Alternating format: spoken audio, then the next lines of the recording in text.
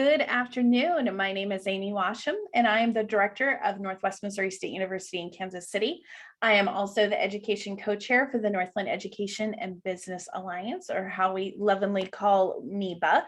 NEBA is a network of education and business organizations in Clay and Platte Counties whose vision is to promote and provide business-driven educational opportunities for you, our next generation of business leaders. I will be hosting the session today with our awesome industry professionals, but be sure to note at the bottom of your screen is the Q&A feature. Feel free to utilize that feature in order to ask questions of our expert panelists throughout our session today. We will be recording this and posting it at a later date on our YouTube channel. And today's session will be approximately 40 minutes long. So I would just like to start off by having each of our panelists introduce themselves, and feel free to give some background on your professional career, what you do now, and if you have anything to share about what you did prior to your current position, feel free to share that with the group. I'll have Cori go first. Good afternoon, everybody. My name is Cori Day. I'm the sales director with Worlds of Fun and Oceans of Fun here in Kansas City. I've been here about 3 years, but I have been in the travel and tourism industry for about 25 years. I started working at my first entree into this industry was at a hotel in Columbia when I was going to school at Mizzou, and actually got my degree to be a secondary school teacher. I was going to teach history, but kind of fell in love with this industry. I've worked at a number of different hotels, convention and visitors bureaus, and Worlds of Fun is actually my first attraction. So it has been an interesting road, and I've worked in 3 different cities, and I just love everything about it. So yeah, that's my story, a little bit of it anyway. Thanks, Cori. Justin, would you like to go next? Sure. So good afternoon, everybody. My name is Justin Merkey. I'm the Director of Parks, Recreation, and Cultural Arts for the City of Gladstone. And my career began, I'll start with schooling, and that is I originally wanted to be a physical therapist, and this was in the late 1990s. And with that in mind, that was a very competitive field at that time, still is today, but there were a lot less opportunities to get that training then. And I didn't get in right off the bat, but then I came across a career called recreation therapy, and took that on as a career path and went into recreation therapy, kind of the psych route. You can go physical or psychology, and went to Oklahoma State, got my degree there in recreation therapy, worked in the mental health field for many years, went to upstate New York and worked there for a while in a residential treatment center for emotionally disturbed youth. From there, I got my master's in business and administration and wanted to get in the career of municipal recreation. And from there, I landed the opportunity to open up the Gladstone Community Center here for the city of Gladstone. Moved here in 2006, was promoted to the Director of Parks, Recreation, Cultural Arts in 2015, and have been here ever since. And life is very good. And there you have it. Thank you. And Tim, could you tell us a little bit about yourself? Yeah, I'm Tim Fajkus. I'm the Vice President of Marketing and Operations at Harrah's in Kansas City. I started here at Harrah's as a bartender, actually. I went to KU prior to that, didn't really know what I wanted from life, and decided to take some time off of school, but I knew I wanted cash and insurance. So I came here at Harrah's. They had great insurance, and cash was always great. Did that for about 90 days, actually, and then somebody who's actually our GM now stopped me and was like, "You should really apply for this job to be a host." And I was kind of like, "No, I'm good. I just want my cash." She eventually convinced me, and so once I got to see like the behind the scenes, I just kept learning more and more about marketing and casinos, and bounced around a lot. Like, so I was only a host for a little bit, then I went to our loyalty program. I went back to school, got my degree in human resources, where I've actually never been in human resources, but did human resources and my degree while I was working in F&B here, food and beverage here. Went to the hotel for a little bit. Then I did VIP marketing and like kind of relationship marketing. Went up to Iowa for a year at our property up there and did table games, slots, beverage, poker, all of that stuff. came back here as a vice president of marketing, and then kind of just got promoted to over marketing and operations, in the process of getting my MBA from UMKC. Although I took a little time off from COVID because I do not like online. Like I'm very much an in-person person. So that's where I'm at now, doing operations and marketing here. Wonderful. That sounds like a pretty fun adventure that each of you have had to get to where you are today here in our Northland area. So Cori, could you start off by telling us what your normal day looks like? Well, half of the year is very different than the other half of the year, because one half of the year the park is open and one half of the year the park is closed. So, you know, I would say that regardless of the day, I know that probably all of us will say the same thing, but there's never 2 days that are the same.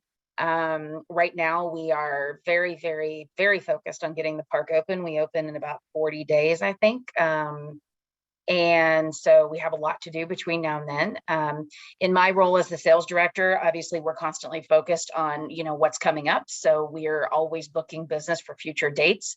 So being in the now is not something that we do very often, because we're constantly focused on how do we get more guests and revenue and attendance into the park from the group sales side. So what we take care of are all of the large groups that come to Worlds of Fun, Oceans of Fun, and want to bring their companies out, want to bring their large youth groups out, that sort of thing. So I have a team of 3 professionals that work with me, our sales managers, and we also have a support staff that works with us and makes all of the things happen that we sell.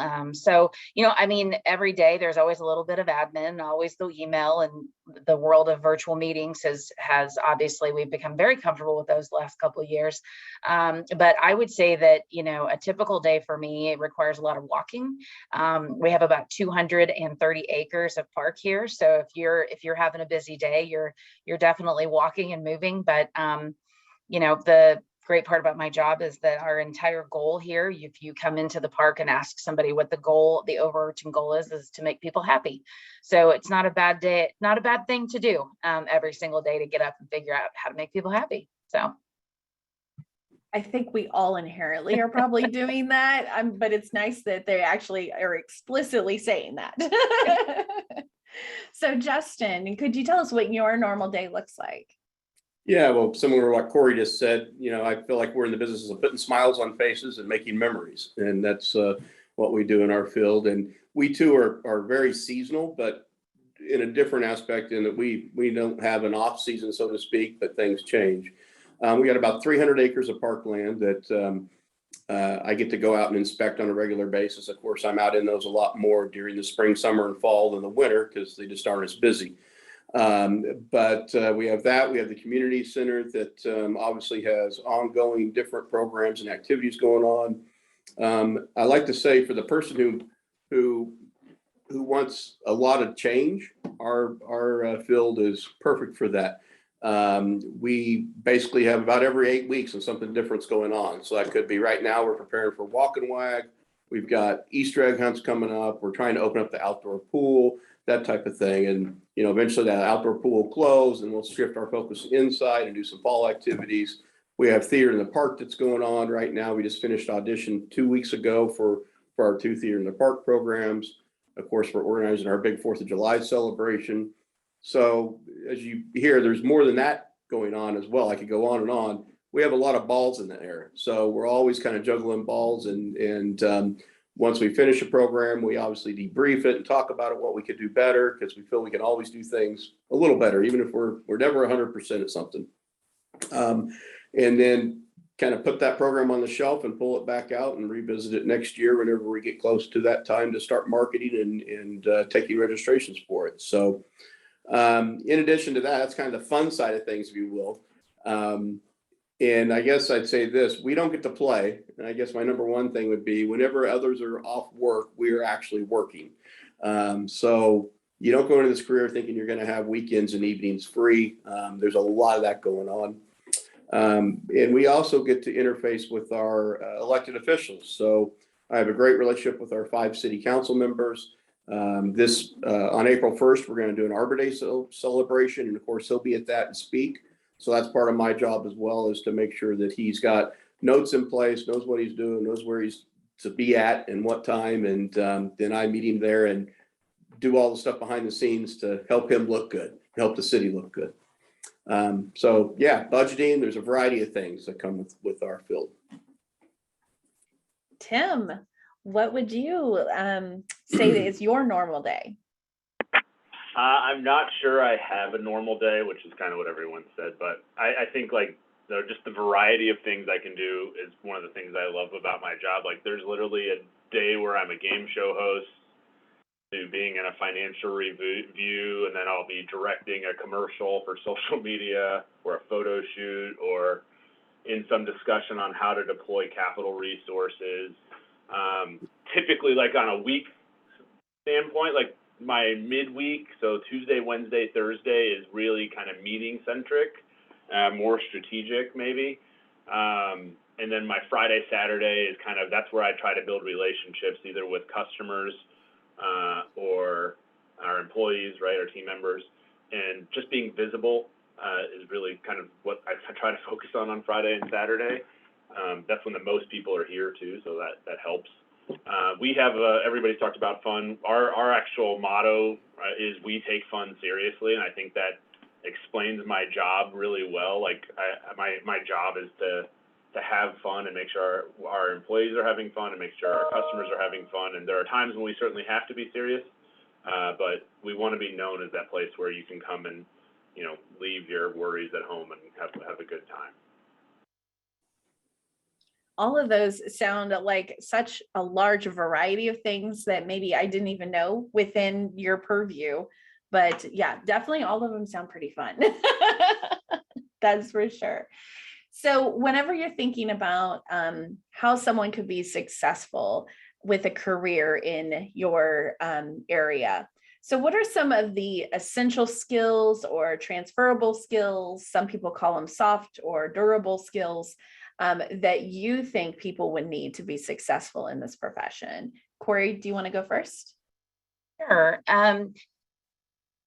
I would say number one is that you have to be able to talk to people, and you need to be patient, and you need to be kind. And those sound really basic, but giving each other the benefit of the doubt, and remembering why you get up every day and do what you do. I think that's probably the biggest piece. Those soft skills will get you a very long way. I always tell anybody that comes onto our team that I can teach you the sales part, I can teach you the amusement park part, and our, you know, or the operations part, but the level of emotional intelligence that it takes to deal with the public and to deal with clients and even to deal with each other within our own park. So, you know, just taking care of each other. And I think, again, I'll just, you know, say it again, giving each other the benefit of the doubt, that really listening is huge in customer service, because if you listen close enough, you're going to finally get to the heart of whether it's a good thing or a bad thing. You'll get to the heart of you know, the solution. So that sounds kind of, you know, basic, but I think that gets people a long way if you can just be patient and kind and, you know, take care of each other. Be nice. I think that's a great motto. Be nice. So Justin, in Parks, Recreation, and Cultural Arts, what do you think are some essential transferable skills? Yeah, I totally agree with everything Cori said. I'll say ditto to all that. I think the biggest thing I've kind of refocused my shift on whenever we interview folks is I'm now interviewing more for personality than I am for the skill set on the paper. And that individual walks in the room, and if they have a bubbly personality, a willingness to learn, and intrinsically motivated, you can see that track record on their resume. They're, like you said, polite, kind, approachable. All those good skills are right there in front of you. You know, within the 5 minutes if you've got somebody you want to hire or not. And so I think that's my number one thing I look for anymore.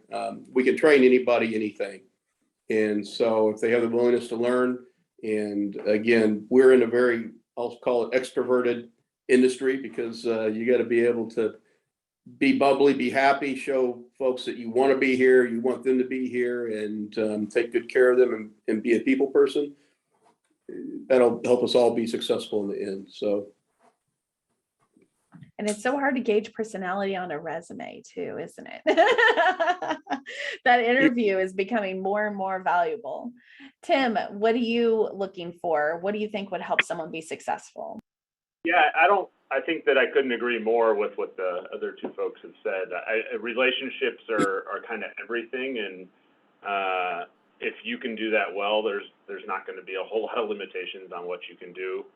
People always remember the way you make them feel. They don't remember what you did, but they remember like how you made them feel, and I try to do that as much as I can. The only other thing I might add is, like, I think now more than ever, it is important to be pliable. Like, it's important to be able to change. Like, this world is always changing, and how you react to that change is going to be what defines you and your career. And the more you can do that with an open mind and a curious mindset, the better you're going to be. Awesome. So you all have industries that span across lots of sectors, lots of departments, lots of initiatives. And whatever you're thinking of right now, your industries were probably hit pretty hard through the pandemic. And I imagine that many of you have recently been hiring or seeking individuals to hire. So if someone were interested in getting into this industry, I didn't know if you could kind of elaborate on any particular courses that would set them up to get their foot in the door, or certifications, any industry certifications that people should consider, or are you looking for people with college degrees within certain sectors of your industry? Cori, would you like to go first? Okay. The kind of the cool part about what our industry offers is just an absolute array to anybody that would want to be in our industry. Yes, there are obviously positions where a degree is preferred and maybe even necessary in some cases, but there are also just as many that you could start here as a seasonal ambassador and work your way all the way up. Hard work is a thing. It is something that you can learn. There's so many certifications that are unique to what we do, in particular at Worlds of Fun, because there's so many safety certifications. There are things that annually we have to get certified for or have to get training on. And so when we say certifications and trainings, I don't necessarily think that has to be at a higher, like at a four-year university. Oftentimes those are trade certifications and trainings that are available and necessary regardless of what degree you may come in with. So as I said, my degree is in secondary education. I think that what college gave me was something that I wanted for myself personally, but as far as getting a job in this industry, I think there are a lot of paths that could be taken. I know that I can tell you there's one gentleman here that has been here since the day we opened in 1973. So he's spent his whole career here and worked his way all the way up. His name is Steve, and he's amazing. So if you're ever at the park and want to say hi to Steve, he's got lots of great stories. But we've got one young lady here that has worked here for 26 years, worked her way up from a catering seasonal, and she has 2 different degrees. So, I think the message really is just find something that you're passionate about doing and then figure out how to get there.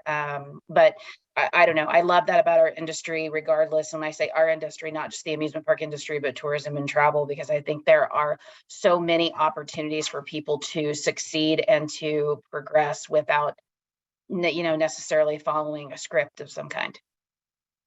That's great. So in that industry certification realm, you mentioned safety for one. Are there any jobs within the park that maybe you're always seeking someone with a specialized training before they begin their job with you? Yes, I would say that a lot of that probably lives in the world in our maintenance world, where you've got to have, like, we need welders. You have to have, you have to have that training and certification before you come on. If you had a certain certification, you may be able to get hired, but then as you progress through your skill and you get new certifications, then that's where the promotions come in. But there are some very specialized, anybody that works on our rides has to have, I mean, there's intense certifications that go into that just from a safety standpoint. Aquatics, anyone that works on the aquatic side, obviously there's safety training and, lifeguard training, things that we look for that has to be present in order to be public facing. So many of the ones that, are HR professionals. Many of them went to school and have that, Tim had mentioned he has an HR degree. There are certain positions that we would, our finance office, accounting, all of those people went to school to do what they're doing today. So it just runs the gamut really. But when you say certifications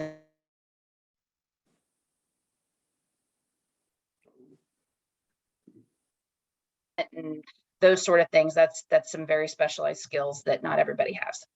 Awesome. And so it sounds like that the park provides a lot of additional, especially in that safety training, mechanical piece. Okay, wonderful. So Justin, when you're thinking about in your realm, are there specific certifications that you're looking for when you're hiring, or are there courses that you think are really beneficial or degrees that are helpful? Right. So the number one degree in our field would be recreation management, or could also be in the fitness world as well. Be at the community center, we obviously have a fitness supervisor, and that's a full-time position. But as far as recreation management goes, I will say in our field today, there's a pretty big shortage of aquatic staff, and not just on the lifeguard, part-time lifeguard entry-level position, but on the management side of things, which would be a full-time position. Right now, there's, I want to say, 7 or 8 full-time opportunities throughout the metro area in aquatics. I have a couple open right now myself, and those are very specialized positions. You got to have a certified pool operator certification, obviously your lifeguard, not just your lifeguard certification, but your ability to train other lifeguards. And even in some cases here, we actually like for our full-time staff to be able to train trainers. So that means training a part-time staff who can then hold a class and train a class of individuals who come through. That's how we pretty much fill all of our positions, our part-time positions, is we have in-house trainings, and out of that comes a good mix of individuals who then lifeguard our pools. But I would say aquatics is the number one. There's also, turning to the outside world, turf management. So if you go into anything that has to do with parks management, forestry, we have a position right now that's open that's turf management, or building maintenance. Obviously, we have a lot of buildings and facilities that we have to oversee. Those certifications as well, HVAC, HVAC, electrical, that type of thing is always beneficial too. Awesome. So where do you even get a pool operator certification? Where does that come from? So certified pool, or there's also what's called an aquatics facility, aquatics AFO, aquatics facility operators certification. Sorry, mouthful. But those are 2 certifications we look for, one or the other. And actually, through the Missouri Parks and Recreation Association, they hold some of those certifications sometimes. In fact, there's one going on later in April. It's actually virtual, but through state Parks and Recreation Associations, they host those quite often on a regular basis. Awesome. Wonderful. Okay, Tim, what do you see in your industry that's helpful in the trainings and certifications?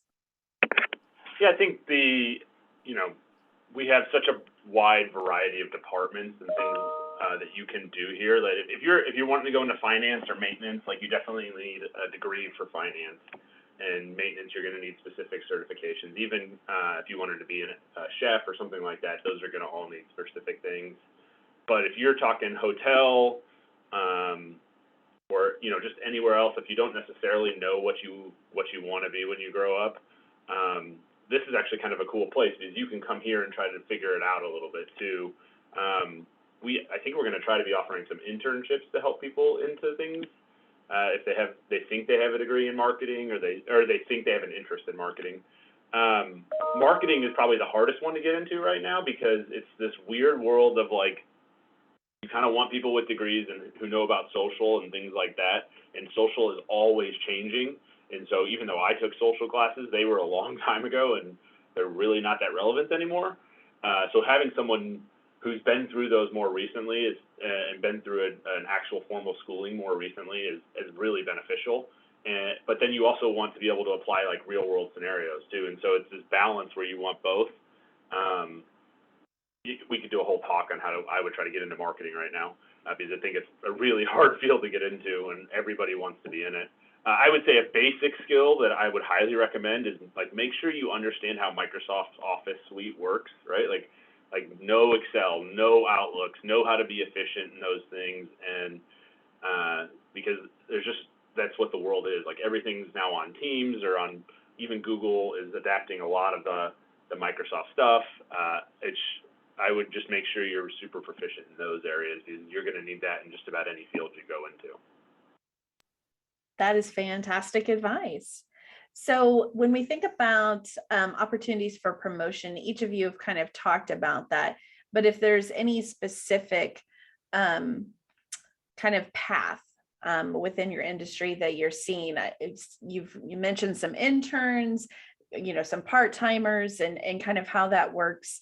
And I'm also kind of curious about transferability within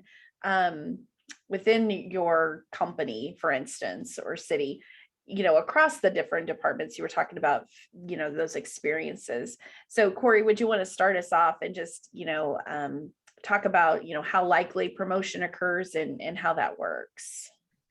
Yeah, I think promotion, for us, there are several different levels of management. So you can start as a seasonal ambassador, you can move to a team lead. From there, you move to a supervisor. From there, you can move to a manager and go all the way up from director, all the way to vice president. And so I think that, as far as the promotion, I think just once you get into something, because I think there's an awful lot of opportunity within tourism to get into a place of business, like Tim said, and you can get in there and then decide you want to take this path and you thought you wanted to go this way. And that's okay. I think that's what makes our industry so cool. But once you think you know what you want to do, I would say as far as promotion, the best way is to reach out to the people that can help you get promoted, ask the right questions, show interest, decide what you want to do, and then just find all of the opportunities you can to be exposed to it. With us though, I see people get promoted actually just about every season. If somebody comes back for the next season, it would not be uncommon for them to have earned at that point to move up to the next level of management. So it's very exciting. I think it gives a lot of really great skills to folks at oftentimes a very young age, that they are leading other people, because I can tell you that if you are in charge of other people and you're managing other people, that can often be one of the biggest challenges that you face. So learning how to do that and learning how to do that well is a cool opportunity, even if you may be being promoted somewhere that's a first job and you're getting promotions. It doesn't mean you have to stay there, but take those skills and those opportunities and take them to whatever your next step is, for sure. So it sounds like even in the seasonal arena, there's promotion opportunities, and not just that traditional from seasonal or part-time to full-time transition. So that's great information, Cori. Mm-hmm. Yep. Justin, what would you like to add about promotion? Yeah, I'll probably talk a little differently about it, because we being a city, our Department of Parks and Recreation is just 23 full-time staff. And so really for much movement within that, somebody kind of has to leave, what have you. There's really not anything else we can do within the city outside our department. I've been trying to get to carry a gun and drive a police car for 16 years. They just still don't trust me. So, but I think on a bigger scale, I was looking at the metro-wide, all the cities that are out there, and we're all part of, on the Missouri side anyways, part of what's called the logger system. And that's about 300 cities that all have a pension together. So let's say I want to leave Gladstone and go work for Liberty. I can actually take my pension with me and go over there and keep down the track in retirement. So where that leads me to talk about is that, let's say Liberty's Parks and Recreation Director position opens up. Well, then all of us start squirming, because folks at a lower level, say at that recreation supervisor level, are now looking and applying at Liberty. And that could be one of my staff. And then now I have a hole, and then it gets filled by somebody in North Kansas City, and it just trickles on down. So really, I think there's a whole lot of opportunity within recreation, but it's really across cities, not just within a particular city. Now, of course, if you talk about the city of Kansas City, the city of Kansas City Parks and Recreation Department has roughly 3,000 employees. That's a lot different than, and those are full-time, that's a lot different than us here in Gladstone with 23. So there's probably a lot more opportunity in the bigger cities, but somewhere like Liberty, Gladstone, North Kansas City, our opportunities are going to be very limited. But again, transferring in and out, you're going to take your pension with you, and don't have much of a commute between here and Liberty if that were to come to fruition for someone. That's a lot of talent stealing. It is, and we have director meetings. So once every 3 months, all Parks and Recreation directors in the metro area get together. And yeah, there's a little bit of jabbing that goes on at those meetings because it's just us, the directors there, and you gotta have eyes in the back of your head. You gotta be watching. But you also probably know them well enough that if someone really needed a good reference, you know where to reach to, in such a tight-knit community, even though you're not in the same city. So 110%. I get phone calls all the time of former employees applying somewhere. We are very tight and do have those conversations on a regular basis. Absolutely. awesome. Okay, Tim. So I think you were the perfect example of promotion within, but feel free to share anything in addition. I would just say that I believe still is a point where a degree is needed for some of those moves, right? And that was the case for me. Now, I think that line is constantly moving. But for me to go to manager or director, I had to have some sort of degree, and that's why I chose human resources. It seemed applicable to multiple fields, and I still didn't know where I wanted to go yet when I was doing that, right? So I do think there is a point where you'll hit a level where it'll at a minimum break ties for you, and probably will be required at some places too. So I think that, to that part of the question, if you know what that is right away, great, go get it. You can certainly get work experience and get your degree at the same time. Like, that's what I did. I think it was really helpful to prove that I could do that too. And then I would just tell people, like, don't be afraid to just a failure, I guess, or be afraid of it, but still do it anyway. Because sometimes when you just completely change departments, or go to Iowa to do something you've never done before, it's a really nerve-wracking, scary thing, and you just have to have confidence that your ability to get buy-in from people is universal. Your relationship skills that we talked about earlier, that can apply to any position you're in, and that's really the core of if you'll be successful or not. Wonderful. And Justin talked a little bit about people and that talent stealing and going and transferring, but Cori and Tim, you are part of larger outside of Kansas City organizations. Do you want to kind of talk about what transferability would look like outside of the metro? Cori? Well, that happens a lot within our parks. Cedar Fair has 13 different parks. The most recent ones that we purchased were in 2019, and they were the Schlitterbahn water parks in Texas. So we bought the one in New Braunfels and the one in Galveston. And so we often, and that's also where it comes into promotion. I think it's important to remember that sometimes promotion also requires relocation. So you have to decide whether or not that's something that, at whatever stage in your life, right?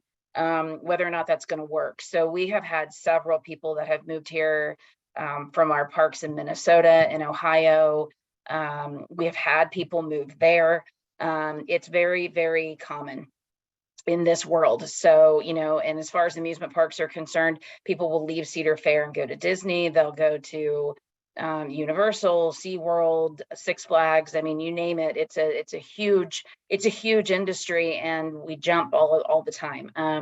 I think that in the tourism industry, there are constantly opportunities that are coming up. So, I absolutely think that that I wouldn't recommend, I know it's becoming more common to move more often. When I first got into this industry, you stayed because that's just what we did. And it seems like now it's more common for people to move every, 3 years, 5 years, something like that. But I think those opportunities are around, all the time. But in our world, many times, if you want to take that next step to a director role, it may very well require moving to a different city to do that.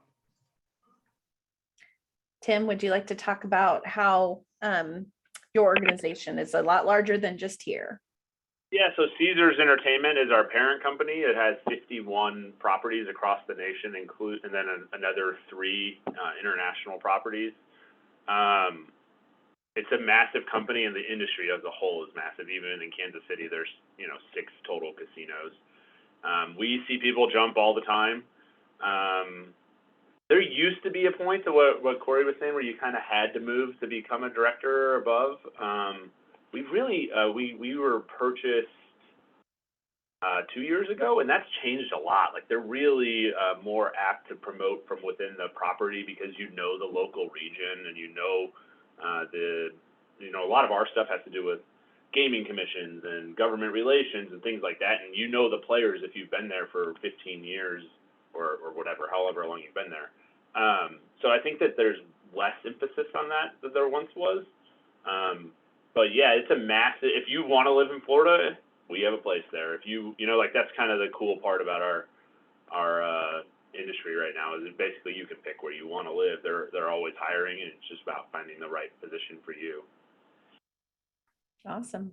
And Justin, I know that you talked about your pension moves around in the state, but I know that you are networked a lot more beyond just the state. Do you want to speak to any national organizations or networks that people can utilize in your field? Absolutely. And before I go further, I want to make sure I clarify that was a hypothetical situation about Liberty. He's not leaving. BJ's not leaving as director over there. I just want to make sure that I just got to thinking, this is being recorded. He could probably see this, and then I'll be getting a phone call. Hey, what are you doing spreading rumors? So, but no, yeah, there is the national, NRPA is National Recreation Parks Association, which is probably our largest, or is the largest, our national organization that I belong to. They have a national conference that's usually at a much nicer location than here, like Florida or somewhere fun. And there you can learn anything and everything you want to in the Parks and Recreation world. They're huge conferences. They set up the newest and greatest playgrounds you get to play on and things like that. But it's also a good area to go and just visit the website of National Recreation and Parks Association and see what's there. There's a ton of information, ton of educational opportunities, ton of networking opportunities, blogs, you name it, it's all there. So that beyond the state, there's also athletic business is another big one that is probably a little more fitness oriented, if you will, more fitness equipment and things like that. That's a good one to go to. So yeah, there's certainly larger organizations that we belong to beyond just the state organization. Oops, you're muted. Yeah, we'll go with one last question before we wrap up for today. So let's just share, what do you find the most challenging thing about your career? We'll have Cori go first. As I said a little bit earlier, I mean, I think that we all face, I mean, over the past 2 years, my answer would have been way different than it would have been 3 years ago, of course, but I think the challenge always lies in really, I'm a people person. It's what I've always done. I love customer service. I love working with people. I love working with the people that I work with every day. I love meeting all the new people that I see in the park every day. But, the challenge is always going to lie with just your interpersonal relationships with people. I mean, I think if you're managing people, that's going to be probably one of your biggest challenges. You're managing adult professionals who are as skilled as you are, and sometimes if you're hiring the right people, maybe more skilled than you are. And so there's always going to be those challenges with just our interpersonal relationships with work, or dealing with a customer who maybe you didn't make as happy as you wanted to that day. So, but I think those are the challenges that any industry would tell you. Externally, we've been faced with so many things from a tourism industry over the past couple of years that all the other challenges seem, they just don't seem as challenging anymore, because I think we've faced some of our biggest challenges. So, I mean, I guess that's what I would say, is I think it just goes back to those. I think you've heard it a million times. It's just the relationships, and make sure that you're working on those every day, whether it's somebody that sits next to you in a cubicle or whether it's a person that's coming into your place of business. Just focus on that, and know that might be your biggest challenge. But if you can come out on the other side with a good outcome, then it's a good day. Work would be so easy if there weren't people involved. I don't know, like. I think that, educators may say the same thing to you. So it's just is what it is, right? So Justin, what do you find the most challenging? I think for my role individually, and it's oversight of all of our facilities. And so not only do I oversee the parks and restrooms and the community center, but also the fire stations at City Hall. We oversee all that facility maintenance as well. So for instance, today, last night, our dispatchers who dispatch our 911 lost the AC. The AC unit went bad over there. And so, obviously that's not somewhere you can just shut down. You got to have 911 service. So we're over there working pretty hard today to get the HVAC running again. Just 2 days ago, the leisure pool here in the community center went down with a pump failure. And so there we are trying to fix that as well.